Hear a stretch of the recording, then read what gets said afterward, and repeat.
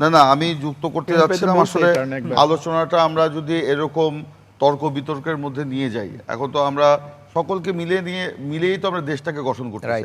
যে আসুন আমরা এই কূটতর্ক বা এইসব কার কি এইসব জুলাই সনদ অধ্যাদেশ ইত্যাদিতে, যে মুনিরা যে কথাটা বললেন আমি বের করলাম, আমি আমাদের এই ফাঁকে আমি একজন দর্শক আছে, তার প্রশ্নটা শুনে আসি, আপনি এটা একটু পড়ার জন্য বা উল্লেখ করার জন্য বের করতে পারেন, আমি শুনে আসি। যে দর্শক কে আছেন, পরিচয় দিয়ে প্রশ্ন করুন। আসসালামু আলাইকুম। ওয়ালাইকুম আসসালাম, আপনাকে অনুষ্ঠানে স্বাগত জানাচ্ছি, বলুন। আমার নাম ফুল মিয়া, গাজীপুর থেকে বলতেছি। জি ভাই বলুন। আচ্ছা, জুলাই নিয়ে কথা হইতেছে। আচ্ছা, জুলাই যারা প্রকৃত, এই জুলাই নিয়ে শুধু রাজনীতি চলতেছে। জুলাই নিয়ে যারা সাধারণ যোদ্ধা করছে তারা কি পেল? আজ যেমন মিডিয়াতে দেখলাম, যারা আগে ভাত পায় নাই তারা আছে কোটিপতি, আর যারা গরিবই থেকে গেল তারা কি পেল? শুধু তারা মাঝখান থেকে মানুষের মার খাইলো জুলাইয়ের সময়। অসংখ্য ধন্যবাদ। এই প্রশ্ন আমরা আলোচনা করছি ভাই, আপনাদের সাথে থাকুন। যেরকম মনিরা যে কথা বললেন যে আমাদের মহাসচিবের যে সংবাদ সম্মেলন আমি দুইবার করে পড়লাম, সেটা বের করে এই মাত্র। তিনি যেটা উদ্বেগ প্রকাশ করেছেন সে সংবাদ সম্মেলনে, যে আমরা জানতে পেরেছি যে এরকম একটা আদেশ জারি করতে যাচ্ছে, যেটা সংযুক্তি 2 সংযুক্তি 3 এখানে সংযোজন করা হয়েছে। আমরা জানতাম যে হ্যাঁ অধ্যাদেশ একটা জারি হবে, সেটা প্রেসিডেন্টের মাধ্যমে, সেটা হলো জুলাই সনদ যেটা আমরা স্বাক্ষর করেছি, এইটাই আপনার নোট অফ ডিসেন্ট সহ মানে উল্লেখ সহ আমরা ইয়েতে যাবে, কি বলে গণভোটে যাবে।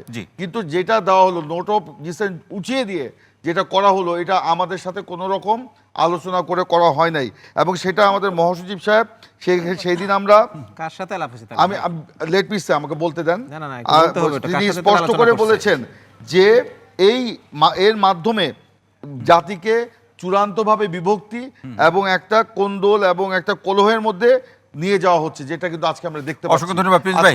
প্রিন্স ভাই আজকে আমি একটু শেষ করি, মানে সময় একদম শেষের দিকে প্লিজ, আমি পারলে আরো একবার শুনবো যে শিবির ভাই শেষে আমরা কি যুক্ত করবেন। দেখেন, আলোচনা করতে থাকলে তো শেষ হবে না।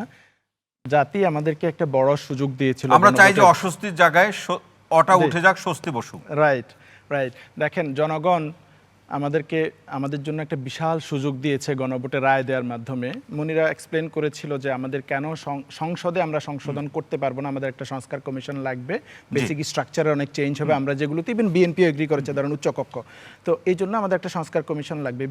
জাতি আমাদেরকে একটা বড় সুযোগ দিয়েছিল সেই সংস্কার কমিশনটা করে সংবিধানটা সংস্কার করা। সংসদে বিএনপির 2/3 সদস্য আছে, সংস্কার কমিশনও তাই থাকতো, সেখানে আলাপ আলোচনা করে করতে পারতো। কিন্তু যেটা হয়, ঐতিহাসিকভাবে বিএনপি এই ভুলটা করে বারবার, পরে শেষ পর্যন্ত মানে কিন্তু বলে আমি একটু বলি, ধরেন আমি 1 মিনিট একটু বলি। ধরেন 96 সালে তত্ত্বাবধায়ক সরকার নিয়ে আন্দোলন হলো, 94 মাগুরা ইলেকশনের পরে বিএনপি মানলো না, বললো যে পাগল আর কি শিশু ছাড়া কেউ নিরপেক্ষ নাই। শেষ পর্যন্ত এইটা একটা একদলীয় নির্বাচন হলো, 21 দিনের মাথায় শেষ পর্যন্ত মানতে বাধ্য হলো, এবং সেই কারণে আওয়ামী লীগ ক্ষমতায় আসলো। 2006 সালে কেএম হাসানের বয়স 2 বছর বাড়িয়ে তাকে বসাতে চাইলো, আওয়ামী লীগ বলছে আমরা মানবো না, শেষ পর্যন্ত সহ আওয়ামী লীগ আবার ক্ষমতায় আসলো। 2014 হলো, আওয়ামী লীগ ক্ষমতায় আসলো এবং আন্দোলনটা বন্ধ না হলে আওয়ামী লীগ 20-21 দিন আবার পড়ে যেত, কিন্তু শেষ পর্যন্ত এই সবকিছু মিলে আমরা চাই যে জনগণ আমাদেরকে সুযোগ দিয়েছে, এই সুযোগটা আমরা কাজে লাগাতে পারছি। আমরা গণ অভ্যুত্থান, এটাকে কেউ অনেকে বিপ্লব বলে, অনেকে দ্বিতীয় স্বাধীনতা বলে, অনেকে ইয়ে বলে, সেগুলি কিচ্ছুই না, এটা একটা গণ অভ্যুত্থান। সেই গণ অভ্যুত্থানের মধ্য দিয়ে একটা স্বৈরাচারকে হটানো হয়েছে এবং বৈষম্য নিরসন করার সংকল্প নিয়ে, সেই বৈষম্য নিরসন করে আমি বিএনপিকে বলবো যে আপনারা ক্ষমতায় আছেন, যেই কথাগুলি মানুষের মানে জীবনের সাথে সম্পৃক্ত সেই সংস্কারগুলি আপনাদের করতে হবে, এবং সংবিধানের যেই ধারাগুলি স্বৈরাচারী এবং ফেসিবাদ জন্ম দিতে পারে সেই ধারাগুলিকে সংশোধন। অসংখ্য ধন্যবাদ রতন ভাই। রাশিদুল ইসলাম এমপি, রাশিদ ভাই শেষ মন্তব্য খুব ছোট্ট করে ভাই। ছোট করে এটুকুই যে উদ্দেশ্যে আন্দোলনটা হয়েছিল, সেই উদ্দেশ্যগুলো জামাত বলুক, এনসিপি বলুক, আর যাই বলুক না তাই বলুক না কেন, কেউ না বললেও বিএনপিকে তো দায়িত্ব নিয়ে তো সরকারে আসছে, যেহেতু সে সরকারে আছে, এটা তো বাস্তবায়ন করতে হবে। এখন সেগুলো নিয়ে অস্বীকার করলে আমরা বলবো যে এটা একটা দূরভিসন্ধিমূলক। অসংখ্য ধন্যবাদ মনির শারমিন। একই সাথে শেষ করতে চাই, শুনতে চাই আপনাকে আপনার শেষ মন্তব্য। প্রথমত আমার মানে মন্তব্য ওইটাই যে আসলে রাজনৈতিক দলগুলোর আসলে এই কপটতার রাজনীতি থেকে বের হয়ে আসতে হবে এবং তাদের আসলে জনগণের পালস বুঝতে হবে। এই বুঝতে ব্যর্থ হওয়ার কারণেই একটা গণ অভ্যুত্থান হয়েছে। সুতরাং আমরা কোনোভাবেই চাই না এই যে আন্দোলন, রাস্তায় আন্দোলন বা সংসদে তর্ক বিতর্ক সব কিছুরই অর্থ হচ্ছে যে বিএনপি অন্তত জনগণের পালস বুঝুক এবং এই যে একটা জাতীয় ঐক্য তৈরি হয়েছে 5 আগস্ট পরবর্তী সময় সেটা বহাল থাকবে। অসংখ্য ধন্যবাদ ডাক্তার রাকিব। খুব ছোট্ট করে, একদম ছোট্ট করে। সেটা হচ্ছে কি, সরকার বয়স 3 মাস হতে চলছে, ঈদের সময় হয়তো সরকার 100 দিন পার হয়ে যাবে, সরকারের কিন্তু হানিমুন পিরিয়ড শেষ হয়ে যাচ্ছে। আমরা মনে করি যে সরকার গত 3 মাসে যে প্রতিশ্রুতিগুলো দিয়েছিল, যে আলোর আশা দেখিয়েছিল, যে নতুন সূর্যের উদয় দেখিয়েছিল, আমরা মনে করি যে আগামী দিনে সরকার জনগণের পাস বুঝে জনগণের জন্য বাংলাদেশ রাষ্ট্র বিনির্মাণে সরকার সে অসংখ্য ধন্যবাদ প্রিন্স ভাই। সরকার বিএনপি সরকার জনগণের সরকার, জনগণের কাছে বিএনপির রাজনীতি দায়বদ্ধ।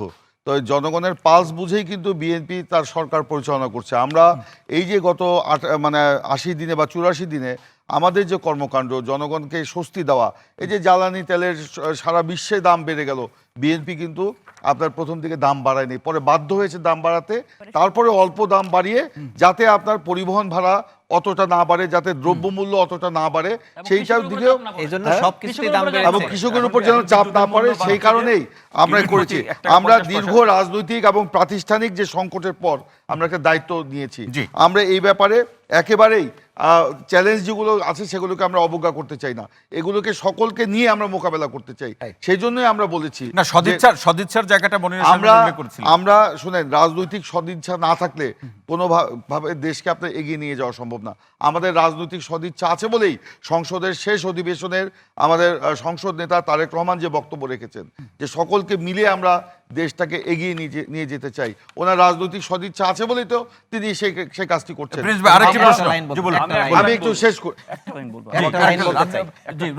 সেটা হচ্ছে যে দেখেন, মানে ভারত উদাহরণ দিলে অনেকে মন খারাপ করে, কিন্তু ভারতের একটা রাজ্যে একজন মুখ্যমন্ত্রী নির্বাচিত হওয়ার পর 200 ইউনিট বিদ্যুতের ফ্রি করে দিয়েছেন। আমি আজকের এই গোল টেবিল থেকে প্রিন্স ভাইয়ের মাধ্যমে সরকারকে বলতে চাই যে বিদ্যুতের ইউনিট প্রতি 1 টাকা 20 পয়সা থেকে 1 টাকা 50 পয়সা বাড়ানোর সিদ্ধান্ত নিচ্ছে সরকার যেন সেই সিদ্ধান্ত থেকে বেরিয়ে আসে। মানে ঘটনা হচ্ছে যে মাননীয় প্রধানমন্ত্রী তারেক রহমান লাস্ট বিরোধী দলীয় নেতার বক্তব্যের পরে যে বক্তব্যটা দিয়েছেন এবং তারপরে আরো সুন্দর সুন্দর বেশ কয়েকটা বক্তব্য দিয়েছেন, দয়া করে বিএনপি মাননীয় প্রধানমন্ত্রীর বক্তব্যের সাথে মিল রেখে কাজ চললেই হয়। অসংখ্য ধন্যবাদ। শেষ লাইনটা বলুন। আমরা মাননীয় প্রধানমন্ত্রী তারেক রহমানের প্রত্যেকটা বক্তব্যকে ধারণ করি, প্রত্যেকটা বক্তব্যকে ধারণ করি, কিন্তু জামাত এবং এনসিপি জোট তারা এই যে সরকারের যে কর্মকাণ্ড, দেশকে এগিয়ে নিয়ে যাওয়ার যে প্রত্যয়, এর পথে প্রতিবন্ধকতা সৃষ্টি করার জন্য, বিশৃঙ্খলা সৃষ্টির উদ্দেশ্যে আওয়ামী লীগ ধারার যে রাজনীতি তারা সেটাকে নিয়ে আসার চেষ্টা করছে। আজকে তারা ওই যে আমি আবারও প্রথমে যা বলেছিলাম, শেখ হাসিনা যেরকম সংসদে বলেছিল বিএনপিকে ধাক্কা দিয়ে তারপরে ঝাঁকি দিয়ে গণতন্ত্র শেখাতে চায়, আজকে যে হাফিজ ভাই তো বলেছেন বিএনপিকে ট্র্যাকে আনার জন্য তারা আন্দোলন করছে। তো এই ট্র্যাকে বিএনপিকে এখনো বলছে সেটা করবে, তাদের দুর্বিসন্ধি রয়েছে।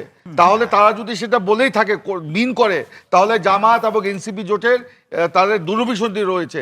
এনসিপি এখনো বুঝতে পারছে না জামাতের যে রাজনীতি, সেই রাজনীতি এখনো এনসিপি জামাতের সাথে নির্বাচনী জোটে আছে, তারা জোটে আছে। তবে ওই যে একটু আগে কাফি ভাই যে কথাটা বললেন, প্লিজ আমি কিন্তু বলছে বিরোধী দল রাইট ট্র্যাকে আছে, বিরোধী দল রং ট্র্যাকে আছে, রং ট্র্যাকে আছে। দেশকে আবার তারা সেই গণ অভ্যুত্থানের মতো পরিস্থিতি তৈরি করার স্বপ্নে বিবর, কিন্তু সেটা যে আর হবে না, এটা তাদের অসংখ্য ধন্যবাদ।